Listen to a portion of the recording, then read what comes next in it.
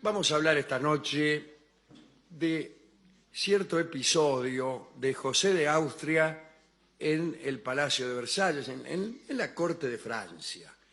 Así que vamos a ubicarnos en Francia en 1775. Por entonces ya gobernaban el joven rey Luis XVI, que fue el último rey antes de la Revolución Francesa, y su mujer María Antonieta.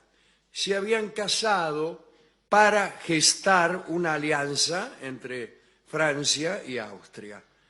Hay un hecho conocido en los comienzos de la relación entre el rey Luis y María Antonieta. Había entre los dos una enorme apatía.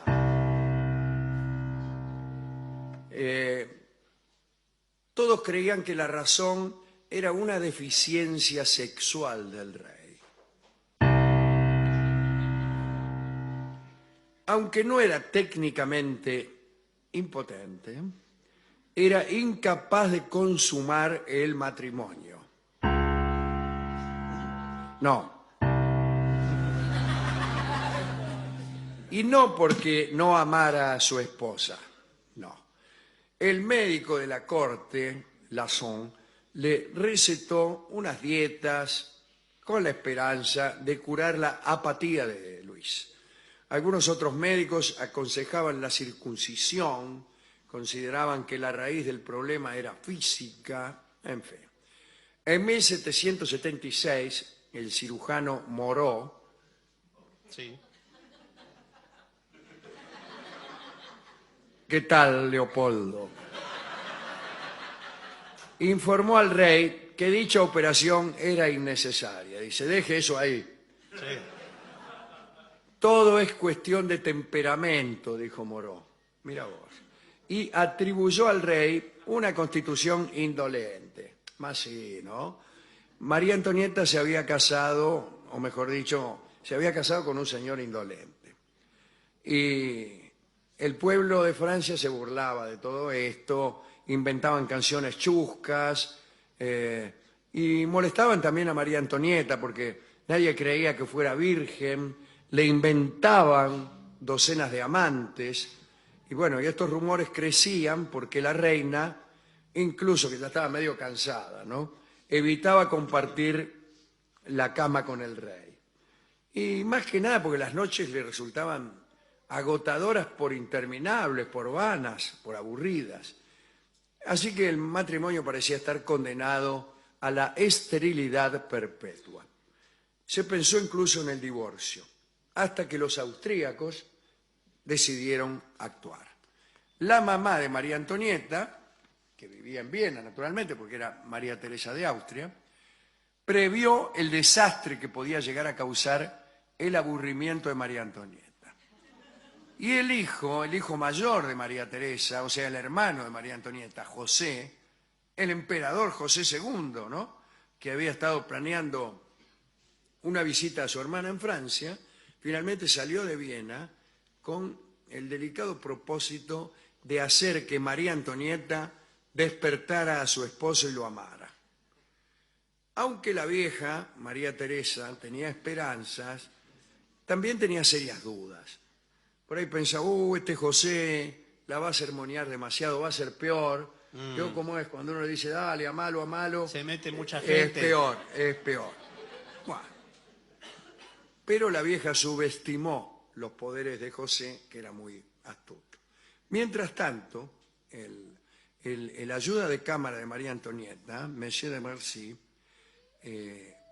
había informado secretamente a la corte de Austria acerca de algunas costumbres que tenía María Antonieta. Por ejemplo, parece que María Antonieta tenía deudas en el juego. Se pasaba escolaseando toda la noche. Jugaba al chinchón ahí con uno y les había quedado debiendo plata. También había adelgazado. El ayuda de cámara, Mercy, había preparado casi como un informe de una noche cualquiera de la reina. Y decía, baile en el Palacio Real hasta la medianoche. No es que lo había preparado, quedó lo tenemos aquí, mire. Está ahí. El original. Documento histórico de una noche X de la reina. Dice, baile en el Palacio Real hasta la medianoche. Baile de máscaras hasta las 4 de la mañana en el Teatro de la Ópera. Paseo hasta las 6. Y pocas veces regresaba a Versalles antes de las 7. Cuando no había milonga, jugaba al chinchón toda la noche. Y jamás se encontraba con Luis, que se iba a dormir muy temprano, el rey. El 19 de abril de 1777 llegó José para arreglar el asunto. A José le molestaba un poco la etiqueta del Palacio Versalles y a fin de evitar todas las restricciones impuestas por un ritual que alguna vez hemos contado aquí, en fin, viajó de incógnito con el nombre de Conde de Falkenstein y rechazó habitaciones en el palacio y fue a hospedarse a un hotel. Hotel Las Cuatro Medialunas. Sí. Bueno, pero por unas puertas secretas que llevaban a los gabinetes de María Antonieta, finalmente se encontró con su hermana, a la que no veía desde hacía 7 años. Bueno, el encuentro fue emocionante.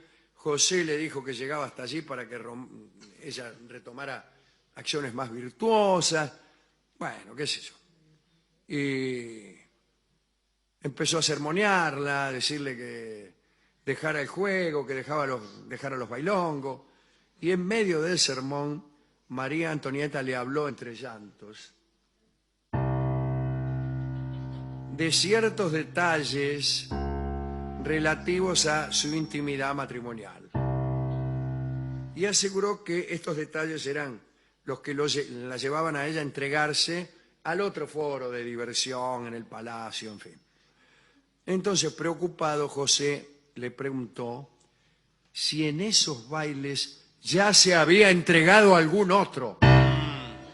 Le dijo, escúchame, lo dicho, Sí. ¿en esos bailes ya te entregaste a algún otro? ¿En qué sentido? Y la reina le juró que no. Y entonces José escribió a Austria, a la vieja, ¿no?, lo siguiente: demos gracia que no hay un bastardo en Francia que pueda arruinarlo todo. Mirá vos. No de ideas. La reina, siguió diciendo, ¿no?, conserva su virginidad, más por suerte que por virtud. Como tantas de nosotras. Sí. La lotería.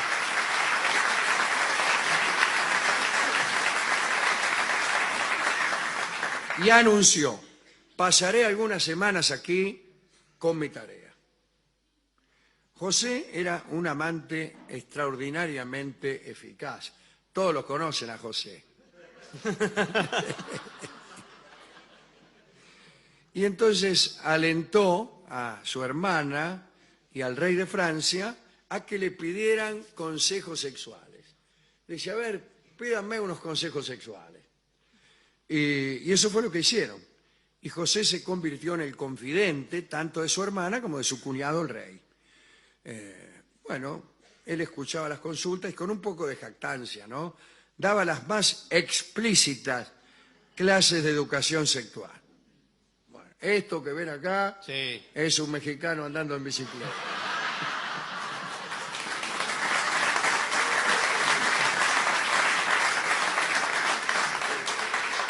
Y esto es para agarrar cosas que estén muy altas.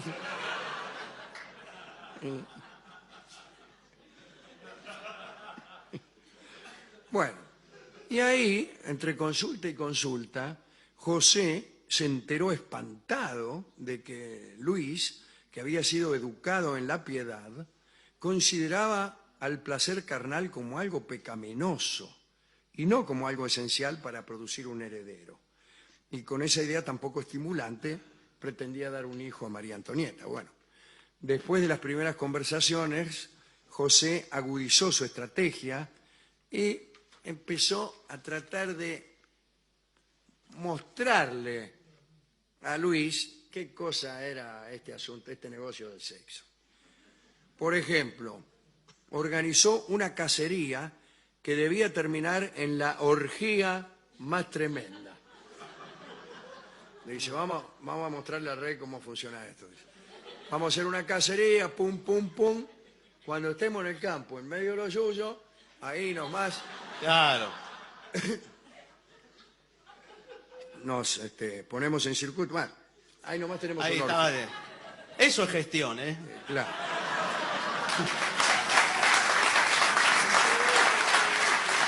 Bueno, fueron a cazar. Cuando se armó la orgía, cuando se empezaron a bajar los lienzos, parece que Luis huyó de la reunión. Y María Antonieta lo tuvo que seguir medio resignada porque ella quería quedarse un rato más. Ahora bien, José de Austria notó que el rey de Francia medio que se iba riendo y se codeaba con las ayudas de cámara. Y mirá, era ya un avance. Al día siguiente, José instaló justo al lado de la pieza de su cuñado a la dama más hermosa y atractiva del reino. La instaló allí y él mismo se unió a ella, discúlpeme, ¿no? Se unió, Sí. vamos a decirlo así. Y de modo tal que Luis pudiera escuchar los rumores inevitables en esa clase de maniobras y conjeturar el origen de los mismos. Bien. La pasión que se despertó en Luis XVI fue tal que un rato más tarde el rey pidió audiencia con José y le hizo saber que tenía intenciones de visitar a su esposa. Y así que Luis XVI y María Antonieta se amaron. Cuando José se fue de París, en mayo de 1777, ya se había hecho amigo del rey, eran como chanchos. Bueno, se separó de su hermana y José se fue orgulloso porque había avergonzado a los sabios de la Facultad de Medicina de París. Contrariamente a lo que habían dicho, no tenía nada el rey Luis. Y en verdad, esta idea de que Luis tenía una dificultad pervivió en la historia y sin embargo no existe ningún registro que indique una operación, como a veces se dijo, de Luis XVI. Es seguro que María Antonieta le debió la consumación de su matrimonio a la intervención del Imperio Austríaco en la persona de su hermano. En junio de 1777, María Antonieta le contó a su mamá por carta, ay mamá, no sabe lo que me pasó, que tenía esperanzas reales de tener un hijo. En agosto llegaron las noticias a Viena y la reina escribió, ay, estoy en el feliz estado tan esencial para mi vida, mi matrimonio se consuma a diario, en una palabra. Sí. Bueno, y último detalle, María Antonieta también adoptó una rutina más tranquila, nada de bailes, nada de chinchón, pocas salidas nocturnas, y este es el hermoso episodio de cómo Luis XVI aprendió a demostrar su estimación a su propia mujer María Antonieta. ¿A quién dedicar esta charla? Desde luego a José, el famoso José que te dio un consejo y se fue.